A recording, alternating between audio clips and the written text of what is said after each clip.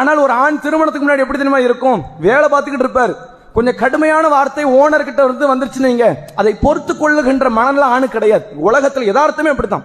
பெண்ணை விட ஆணுக்கு வந்து அதிகப்படியா கோபம் வரும். அந்த கோபத்தை உடனே வெளிக்காட்டணுங்கிற அந்த கௌரவங்கிறது ஆணுக்கு ரொம்ப அதிகம்.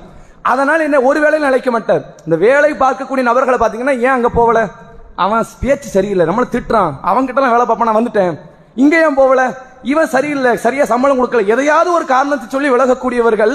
கல்யாணமாகி தனக்குன்னு ஒரு பிள்ளை வந்துருச்சுன்னு அவன் என்ன அவமானப்படுத்தட்டும், எவ்வளவு அசிங்கப்படுத்தட்டும், அந்த கடையை, அந்த வியாபாரத்தை, தொழிலை விட்டு விலகக்கூடாதுங்கிற மனநிலை இருப்பாங்க. ஏன்னா இப்ப நான் விலகிட்டா என் புள்ள நாளைக்கு சாப்பாடுக்கு வழி இல்லாம இருக்கும், சோத்துக்கு வழி இல்லாம இருக்கும். அந்த ஒரு காரணத்திற்காக வேண்டி இந்த வேலை நான் விட்டு கொடுக்க மாட்டேங்கிறதுக்காக வேண்டி பல அவமானங்களை உலகத்தில் சந்தித்த ஒரு ஜீவன் தந்தை. இதை யாருமே மறந்துட முடியாது, மறுத்தவும் முடியாது. எங்க பாப்பா அப்படிலாம் கிடையாது, அந்த மாதிரி எல்லாம் சொல்ல முடியாது. ஒரு பிள்ளையை காப்பாற்றுவதற்காக வேண்டி, கரை சேர்ப்பதற்காக வேண்டி, ஒழுக்கத்தோடு நடத்த வேண்டும் என்பதற்காக வேண்டி உலகத்தில் அவ்வளவு கஷ்டத்தை பட்டவர்கள் தந்தைமார்கள் தான். ஒவ்வொரு பெண்ணும் ஆணும் புரிந்து கொள்ளுங்கள், உங்கள் தந்தை சாதாரண மக்கள் மனிதர்கள் கிடையாது. உங்களுக்காக வேண்டி இறைவன் தந்த மகத்தான அருள்கொடைகளில் ஒன்றுதான் தந்தை.